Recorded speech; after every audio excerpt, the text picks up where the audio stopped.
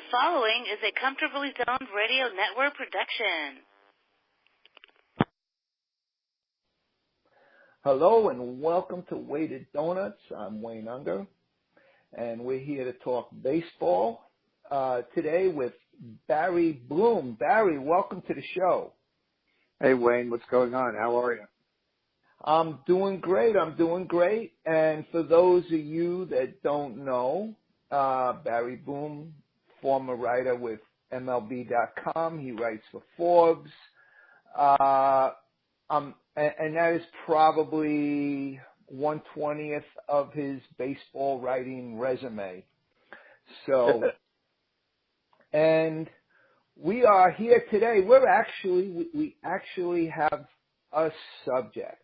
Well, at least a subject that we're going to start with. And that is, some people will say yes, and some people will cringe. And the subject today is Barry Bonds.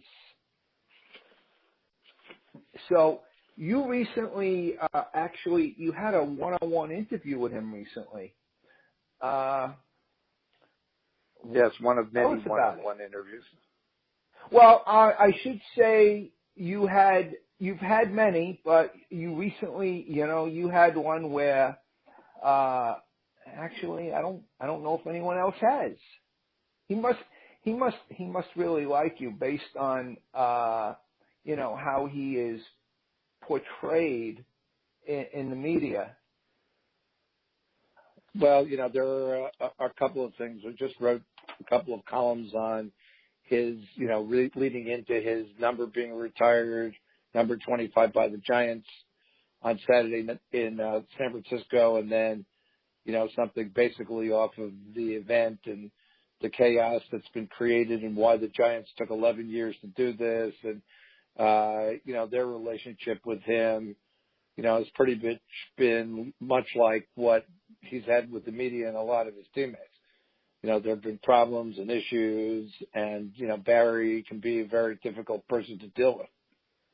So, you go back to when he was a member of the Pittsburgh Pirates and I was covering the Padres for the San Diego Tribune, and, they used to encourage me at the afternoon paper to write about the other team, just don't write about the Padres. So, Pirates in those days, we'd travel to Pittsburgh, and the next week, they'd come in the next week, they'd come into San Diego. And we had an off day coming into the Pirates series, so I wanted to do, a piece on Barry. And he was sitting in front of his locker jabbering, and I walked up to him. He was on the floor, actually, with his legs, splayed out on the floor, perpendicular. And I introduced myself, and I told him what I wanted to do. And he looked up at me, and he said,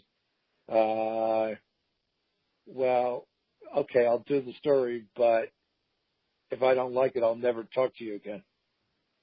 So obviously he liked the story because, that was the start of our relationship, which really picked up further down the line when, he was in his halcyon days with the Giants. And then I was covering his home run race pretty much from right before the point where he passed Willie on the all-time list at 660 up until he passed Aaron at 756. And that was kind of a 4-year run where I was around Bonds and the team every year, every day, and every story that there was to break about Bonds, we broke because of my relationship with Bonds. So you're talking about hundreds to who knows how many, thousands of hours of on-the-record conversation, 1,000 off-the-record conversation. And as I wrote in one of my recent columns, once he said to me that, his godfather, Willie Mays, who never really liked the media, certainly his father, Bobby didn't trust the media. So he said, there was a guy in the, when Willie was covering the team who befriended him as a writer, and I've always wanted to have a relationship like that. And that guy was Charlie Einstein, who covered the Giants for the Chronicle, who was also, I think a former New Yorker. And Willie obviously had come up with the Giants in New York, even though he was from Alabama. So they, developed a bond, and, I turned out to be Barry's Charlie Einstein, and, I've always been. And that's the basis for the relationship is, a lot of candor and trust. And, I've worked on a good portion of a book with him, and, we'll see if we ever get it done. But, that's the outlet of getting, the interview. And, just as an aside on this interview, it was just Barry can be prickly even with me. And, when I told him that I pitched a story for the Giants magazine because of his date with Destiny of having his number retired on August 11th, which just happened to be almost 11 years from the day, August 7th, 2007, that he broke Aaron's record there at AT&T Park. And the Giants were late getting back to me, and they wanted the story, they wanted the Q&A, they gave me the parameters, they gave me a lot of the topics they wanted touched. So okay, so I had told Barry that the Giants wanted this. He said, okay, I'm going to be out of town. Get back to me when I'm back in town. So I got back to him. We played phone tag. Finally get around, and he goes, well, B, I told the Giants that I wasn't doing any interviews on this thing. I want to do my speech, and that's it. And, and let the people go from there. And I just said, well, Barry, it's the Giants magazine. You work for the Giants. And he goes, well, what's the Giants magazine? I've never heard of it. I go, come on. It's the program that they sell at the ballpark. And this is the one that they're going to be selling in August on the date of your thing. And he goes, well, B, you and I have talked about this stuff over and over again. And I go, humor me, and let's talk about some of it again. And so he did, and he wound up giving me a great interview. And he told me things that I'd never heard of, which, I'd known that, when he came to the Giants, they suggested that they take Willie's number 24 out of mothballs and let him wear it because he wore 24 in Pittsburgh. And, and they thought it would be a nice thing for him to keep the number. And Peter McGowan, as the Giants were buying the club, went to Major League Baseball, and Major League Baseball said, no, if we start taking numbers out of retirement and let people wear it, then everybody's going to want to do it. So they said, well, how about, McGowan said, well, 25 is available. Why don't you wear that? And that happened to be Bobby's number, which I never thought of. And I asked him, well, did you wear 24 in Pittsburgh because of Willie? And, Willie had been his godfather since he was 5 years old. And Barry said, no, it had nothing to do with it. 24 is his birthday. He was born on July 24th. And he said, I think everybody's birthday should be their lucky number. And so that's why I wore 24 in Pittsburgh. It had nothing to do with Willie. So those were a couple of little nuggets that in all the time I'd spent with him, I'd never really heard. And he talked about it a little bit this weekend, particularly in terms of him wearing his father's number, and that, by looking up at the rafters now where, his number is sitting next to, Willie, to the right of Willie's, among, the others, Marichal Cepeda, Gaylord, McCovey, all the Giants Hall of Famers, you go down the list, it's there forever. And he actually looks up there now and sees, the image of his father as his own number is retired. So I think there's a really kind of sweet sentiment and symmetry to that too. It is. In all years that you've had a relationship with him, has he ever expressed to you something that he wasn't pleased that you wrote about? No, and in fact, the conversation was always that he said to me, especially as, the end of his career evolved, and, he was involved in Balco, he was under investigation, he ultimately was indicted, he had the whole home run race going, The commissioner at baseball at that time, wasn't very fond of him for a whole host of reasons. Plus, he was going after Hank Aaron's record, and the commissioner and Aaron had a great relationship, still do, and he was beloved. So Barry breaking Aaron's record was a catastrophe. And so Barry often said to me, he said, "Look, I understand how tough I am to cover, and you haven't always written. You have to cover it. I understand it. It's your job." And the thing is that I know, though, that if you write something, I better listen because you're not taking any shots at me. Because I know you're never going to do anything to intentionally try to hurt me. So it was always fun. I never had a problem with him when it came to any of that, to this day. Excellent. And so in the interview, did he talk about him not being voted into the Hall of Fame, and did he make mention of the Hall of Fame at all? Was that any part of the interview? Well, not in particular as part of this interview, but of course I've done, he's been on the ballot for 6 years. I've written, buku stories about this already. I've had buku interviews with him about it already, and I think he's at the spot where, he's aghast that he's not in the Hall of Fame. His feelings are really hurt. You look at the numbers, and no matter how he got there or how people might construe he got there, he still, has the numbers that are among the top 4 or 5 players in baseball history.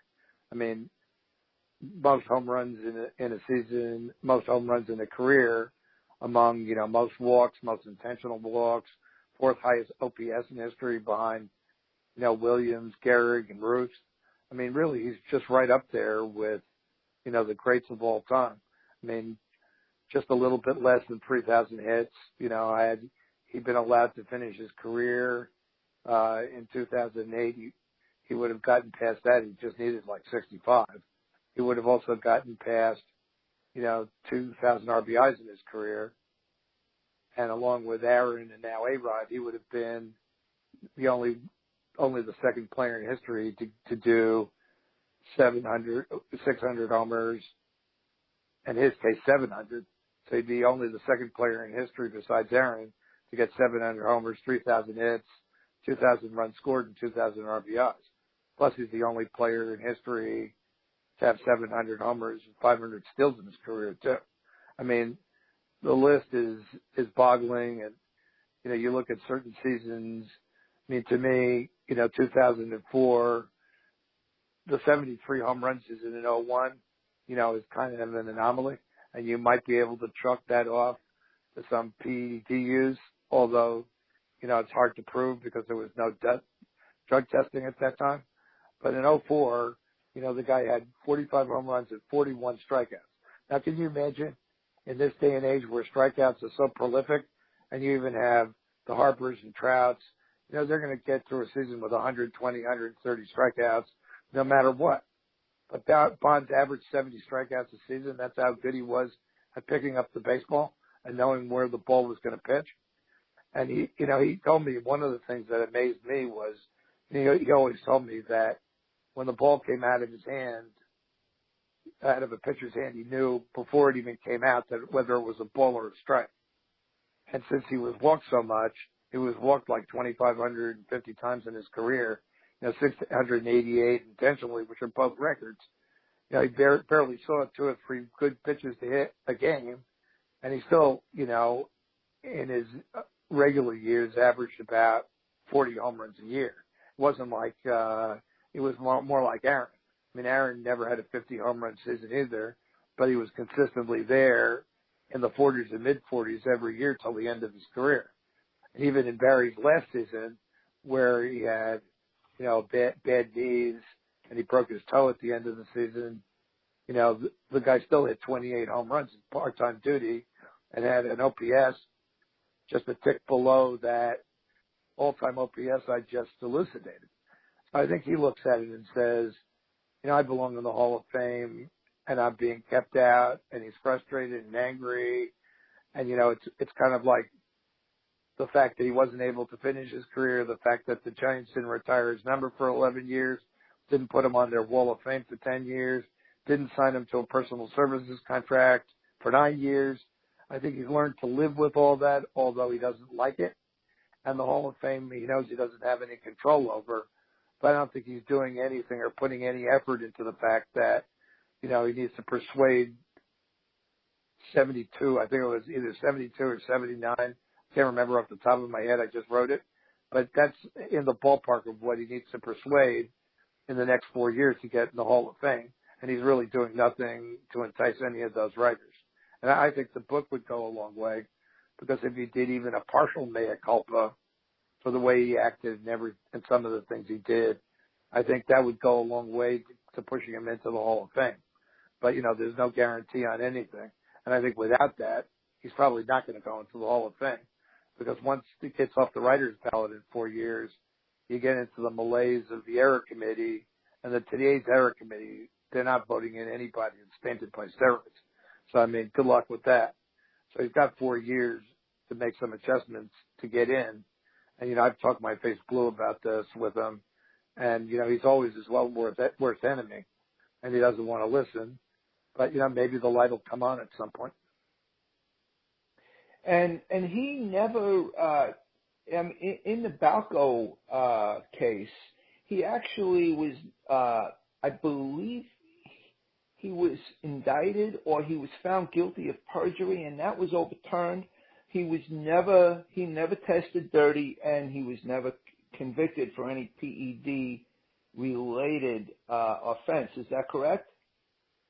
Right. Well, to be more specific, in the Balco case, he was indicted, I think, on 5 charges of perjury, and then on 1 of obstruction of justice.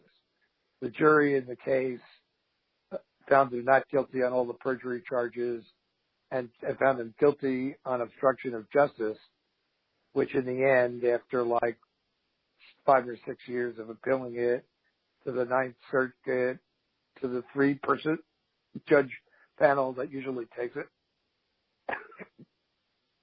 they affirmed. And then he reappealed it to, the entire panel in banc, which it's called.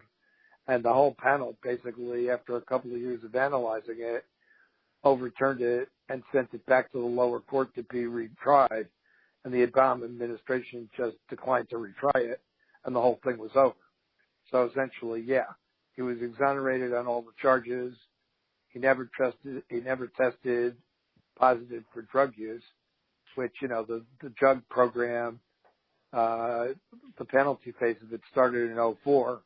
So you had 4 years of it where, he could have tested positive during his career, last 4 years of his career.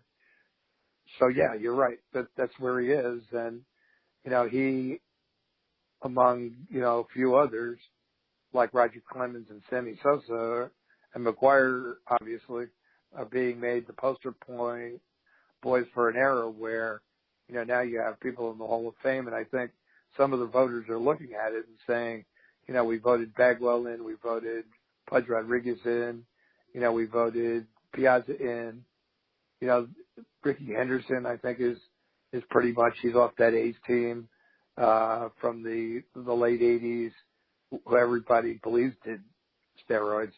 And so, and then you have the guys like Bud and LaRussa and Cox and Torrey, who have all been voted into the Hall by the veterans committees, who obviously, whether they can cop to the fact that they didn't know what was going on, they certainly took advantage of winning with clubs that, according to the Mitchell report, were rife with players who were doing drugs.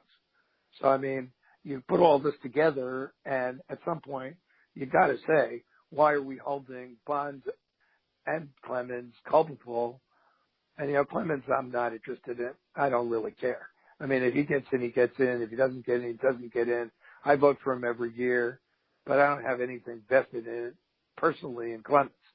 I do have personally vested in Barry, and I think Barry is being jobbed. Not to say that, in the whole, conversation we've just had, I think I've basically defined a lot of areas where Barry's made enormous mistakes. And, I'm not going to cover for him because, you have to tell the truth. But when you look at the record, the guy belongs in the Hall of Fame. And the Hall of Fame shouldn't be, a harbinger for people who are, quote unquote, good people. I mean, right now you look at the Hall of Fame and you have, not in the Hall of Fame is the all-time hits leader, the all-time home run leader, the guy with the second amount of wins and a multiple Cy Young Award winner during his era in the game. You have, Palmeiro, who was, only one of four players in history to have four or five players in history to have 500 homers and 3,000 base hits. He's shunned. Sosa is the only player in history to have multiple, I think, 360 home run seasons in a row. And, he's barely getting any votes, staying on the ballot. So you have those five players from that era who are not in the Hall of Fame. And you're not representing the era. So 20, 30 years from now, even longer, when you go to the hall and you go walk through the plaque room, these guys are not going to have plaques there, and you're going to have basically ostracized the whole era of players who were the best players in their era, regardless of what they did. And I don't think the Hall of Fame should be that. If you want to put a note on the plaque saying either they tested positive or not, and it's part of the note that's on the plaque, then do so, because that's part of the history of it too. But I don't believe it's the right thing to do for the history of the game to keep them out. I agree. I've been saying for years that, to me, whether they used or not, it was a level playing field. I feel the number was probably at least at 75%. Last week I had Glenn Wilson, former Phillies Detroit outfielder, on, and he said one off season he took steroids for 3 months in the off season, and he said it definitely got him to lift more. But he said the thing that he noticed the most was the focus it gave him, and he said the only reason he stopped taking it was because of Lyle Alzado and Len Matuzek. So he was afraid of the long-term effects on his body. But he also said, and I questioned him. I said, I'm not trying to stir anything up here. I said, but he said that he regretted not taking them, and I backtracked to make sure that's exactly what he said. And he said, yeah. He goes, I wish I did take them.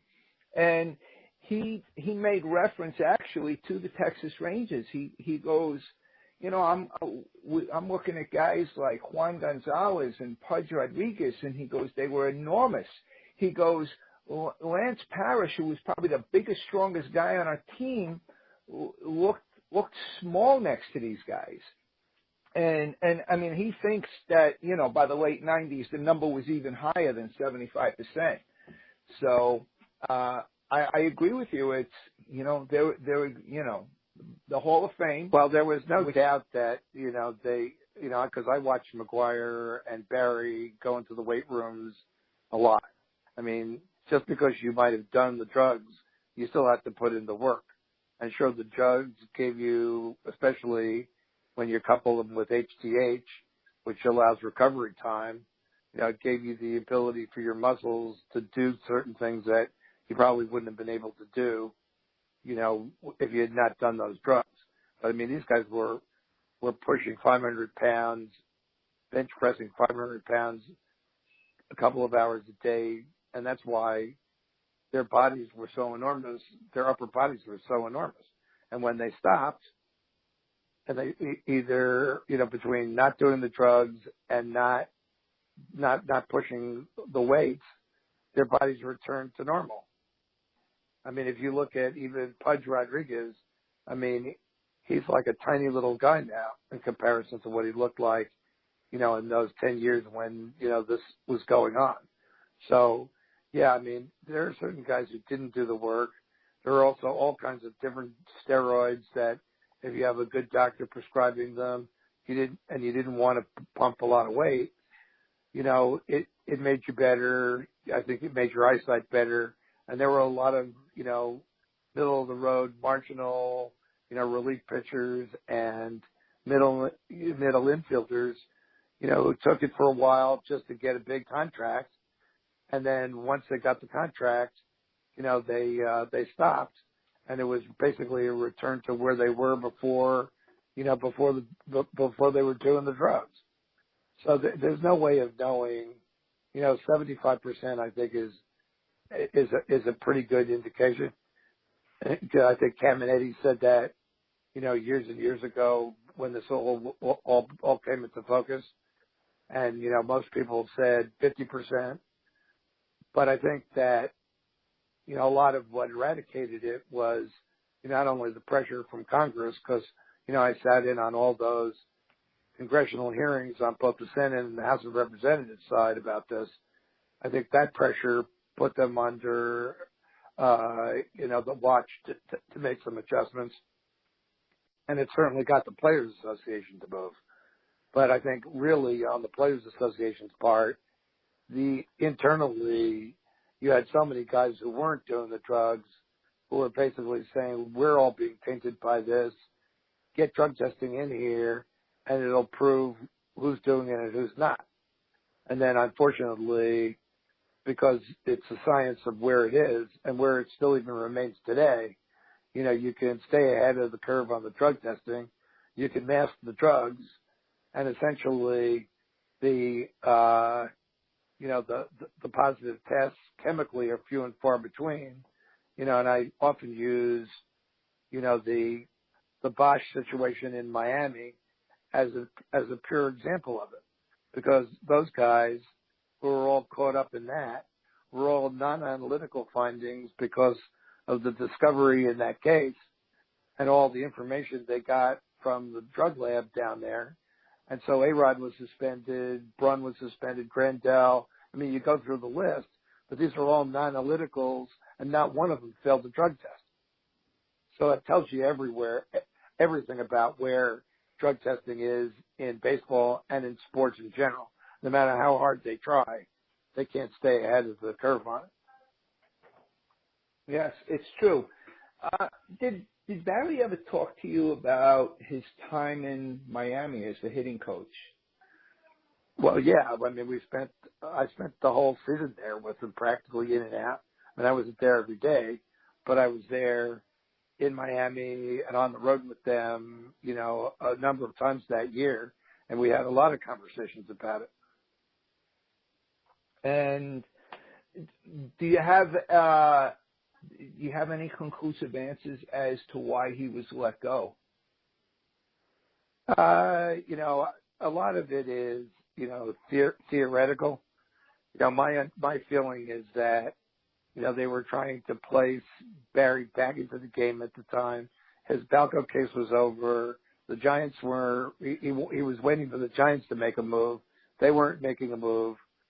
I think, somebody from the commissioner's office, from Commissioner Manfred's office, talked to Jeffrey Lurie about it, because Jeffrey Lurie didn't know Barry from Adam. Why would Jeffrey Lurie look to give Barry a job? But, basically they called him in, asked him if he wanted to be batting coach, and Lurie called him directly. And this was before they even had hired Don Mattingly as manager. So at the point, where Mattingly leaves the Dodgers, he interviews for the job to manage the Marlins. They have a pretty good team at the time. They were already in the process of hiring Barry as one of the hitting coaches. They had one, and he was coming in as the second guy. So he came in and basically said, I'm not going to usurp the guy who's there. I'm trying to work my way in with Mattingly. This wasn't a Mattingly choice. So basically, Lurie made Mattingly take Barry. And so it really was never a fit between Mattingly and the staff and what he wanted. And so Barry, I'm sure he came in cheap. I'm sure knowing Barry, he probably wanted more money. They wanted, Barry, came and go as he saw fit. He's not like the kind of hitting coach these days where, you have, part of a team of people who, they come in early, they look at tape, they analyze the game, they work with the players, they do their stuff during the game. Then after the game, they're breaking things down for hours, getting ready for the next game. I mean, Barry would come in early sometimes and come in late sometimes. And after every game, I was there. He was out the door as soon as the game was over. And I'm sure that did not sit well with Mattingly. And, Mattingly and I were pretty good friends. We've talked about it kind of at arm's length. And, basically what Mattingly said was there was nothing against Barry. Barry was great. He was great to deal with.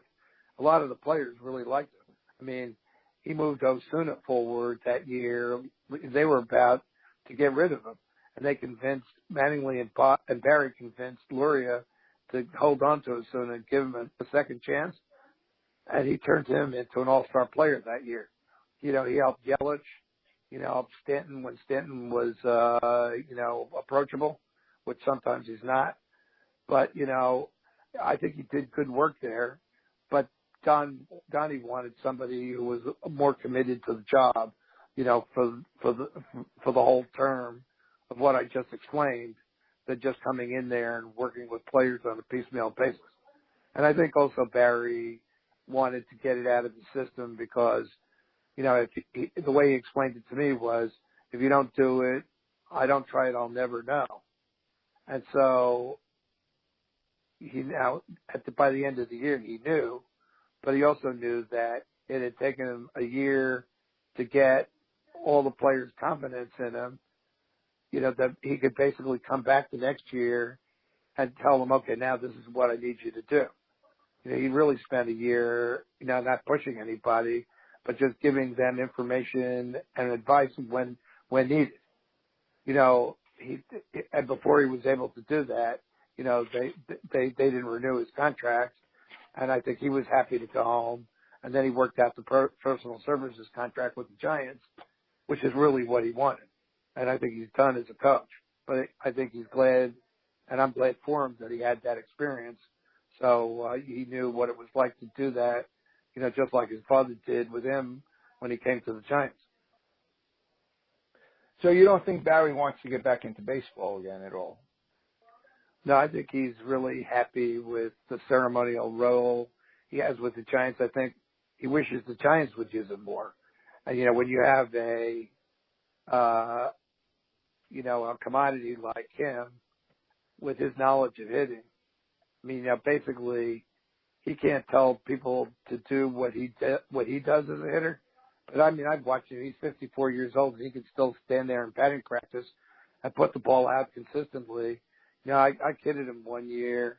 The year he was with the Marlins, I said, you ought to sign like a limited contract and come back and hit in interleague games as a DH. And you catch your 65 hits and your 20 RBIs and get over the top. And he just laughed at that and said, that's really funny. And I go, well, I thought he could do it.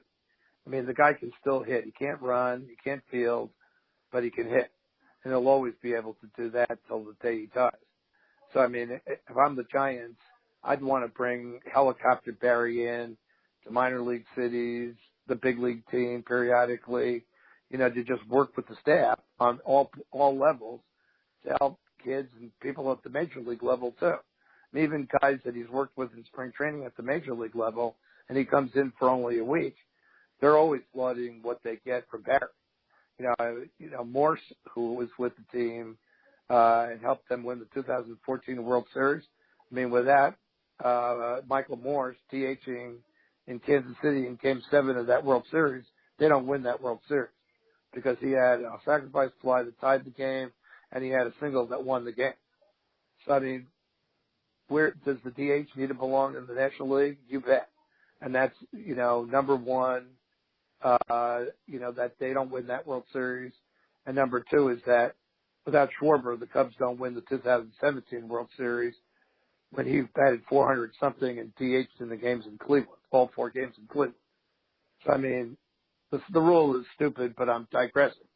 I think the Giants should use Bond's expertise, and I think he wishes they did that a little more. But if they don't, they don't.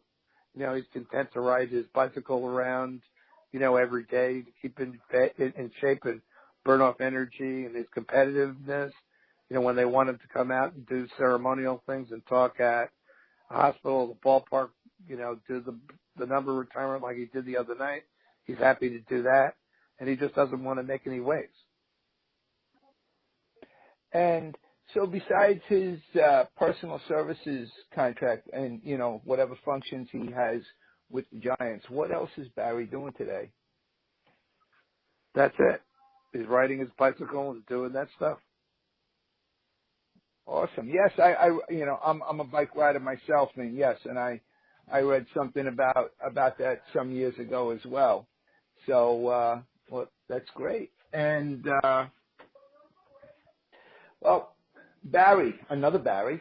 I know you have limited time. Do you have to go, or you got a few more minutes? It's totally up to you. Let's do a couple more questions, and that should do it. Okay. So, where would you put Barry Bonds on the list of all-time greats? Well, to me, he's among the top 3 with Bruce and Williams. I mean, I just don't think there's any question about it. I mean, Williams, the run down goes to Mays and Mantle and, Tony Gwynn and, people like that who are great players, but they weren't special like those 3. I mean, I had this discussion with, Marty Luria was on his show. I do his show once a week, and I was on his show on Saturday outside the ballpark, and he asked me whether I thought Mays or Bonds was the greatest all-time Giant, and I just said, in all due respect to Willie, unequivocally Bonds. I mean, first of all, he's, as I said, he's got 700 home runs and 500 stolen bases, and he's the only guy to ever do that.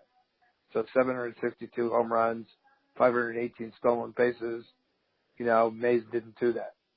So, great player, different generation, different way the game was played, but I still think Barry's the top, and basically, Williams, has the highest batting average of any player. I think it's 341, if not a little higher, 343 of any player to retire since 1960, and nobody's going to beat that. And Gwynn came close. He's the only other player at 338. He's number 2. So, and Williams lost all those years to the service in both World War II and Korea. And had he played at the peak of his career, those were all peak years. Who knows how many home runs he would have hit? He certainly would have hit 600, maybe 700. He had 5 something anyway. And and the Red Sox might have won a lot more, with the combination of, the friends, Pesky and him and Dom DiMaggio all together for those period of years instead of off in the service. So, and Roos is a singular player. I mean, his 1920-21 season might be the best ever. So, that's where I rank him. Okay, no, I was just curious, and if this, I mean, we're never going to see another Barry Bonds, but what player? Who do you think today? All right, who would you rank as the top 3 players today? Batters.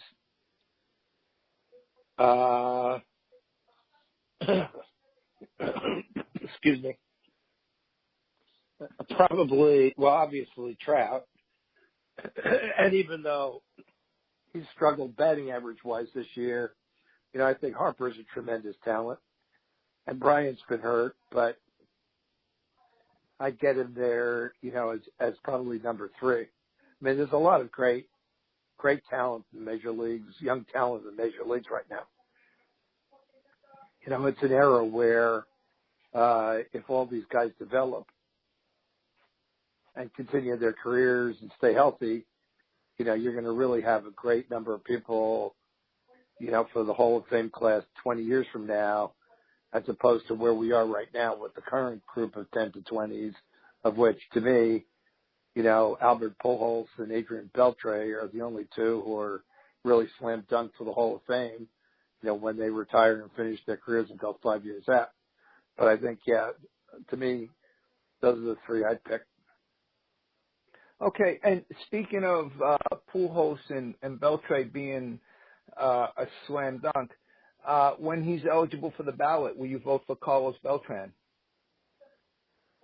He's a bubble guy to me, and I've thought about that, and I think I'll vote for him, but I don't think he's going to get in. Okay. I think that certainly of the people who are immediately retired, where Carlos stopped playing last year, and Ichiro, unless he comes back and plays in that 2-game opening series in Japan next year, which he might do for the Mariners, whether he's done now or done next year, obviously Ichiro is a first ballot Hall of Famer too. Yeah, I think Beltran, he may not, I don't think he'll get on immediately, but I think as the years go by, I think there's going to be unless the spirit of the voting changes, I think there will be a dearth of candidates to vote in because of the steroid era. This will be by the steroid era by then. I mean, it's like, the next, round of that is going to be with A-Rod and Ortiz on the ballot in 2020 too. And once you get past that, there really isn't anybody from the steroid era, who's left on the ballot. So you're talking about, Beltre's still playing. Beltran has 5 years before he's even going to be on the ballot. So, Pujols has 3 years to go on his contract. And unless something physically happens to him that he can't do it, every conversation I've had with Albert is that he's playing out the last 3 years of his contract. So you're talking about 8 to 10 years down the road that Pujols is even going to be on the ballot. So you're way beyond the steroid era by then. Right. Well, I'm referring to Beltran, but Beltran, this is, Beltran will be on the ballot in 4 more years or 3 more years? No, he has 5 full years. This would be his first of 5 years since he retired at the end of last year. No, yeah, right. So it'd be 5 the rest of this year plus 4 more years. So you're talking about, this is 2018? Yes. Yeah, so you're talking about 2023 for him, maybe 2024, because A-Rod and Ortiz retired 2 years ago, and they're on the ballot in 2022 for the first time. So you're talking about probably 2024 for Beltran, and that, that's a long way away at this point. Yeah, this is true. So, Barry, I really appreciate you coming on, and always love listening to you, and I always, for the people that actually guarantee to listen to my show, I always get good feedback, after you've been on. So I hope to have you back again. And once again, thank you very much for coming on. Anytime, Wayne. Thanks. Thank you. All right. Have a great day. And I hope everybody enjoyed the show. And we'll see everybody soon.